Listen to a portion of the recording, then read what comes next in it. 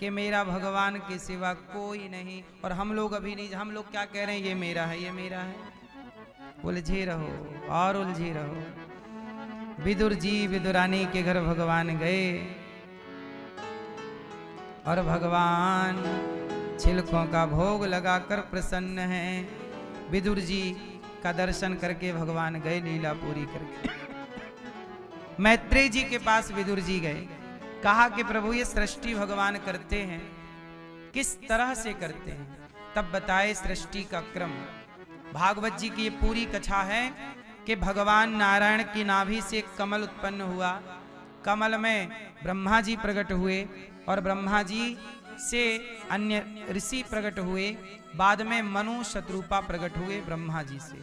मनु शत्रुपा की 5 संतानें हुई, 3 बेटियां और 2 बेटे। आकुति, देवहूति, प्रसूति नाम की 3 बेटियां, प्रियव्रत, उत्तानपाद नाम के 2 बेटे।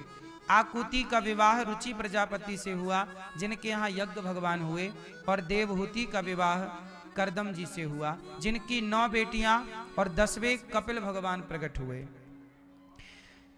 करदम जी की 9 बेटियों का विवाह ब्रह्मा जी के 9 मानस पुत्रों से हुआ, और कला का विवाह मरीचि, अनुसुईया विवाह अनुसुईया जी का विवाह अत्रि से, श्रद्धा जी का विवाह अंगिरा से, हविर्भू का पुलस्त जी से। ऐसे ब्रह्मा जी के 9 मानस पुत्रों से करदम जी की 9 बेटियों का विवाह हुआ। अब करदम जी के 10वें पुत्र हुए भगवान नारायण, कपिल बनकर आए। जैसे ही भगवान आए तो करदम जी बोले अपनी पत्नी से, देवी आज्ञा दो, अब हम जाएंगे। कहां? तपस्या करेंगे, चिंतन करेंगे। करदम जी चले गए। अब अकेली मां और बेटा, मां बेटे जंगल में। एक दिन मां ने हाथ जोड़ लिए बेटे के आगे, कहा बेटा मैं जानती हूं कि तुम भगवान हो, पर मेरे बेटे बनकर आए हो, ये मेरी खुश नसीबी है। देवहूति मां के बेटे बनकर कौन आए?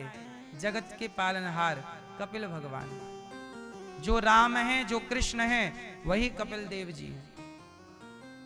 कपिल भगवान आए और अपनी मां को दिव्य सांख्य शास्त्र का उपदेश किया। मां हाथ जोड़ के, सोचिए मां हाथ जोड़े बैठी है, किसके आगे? बेटे के आगे।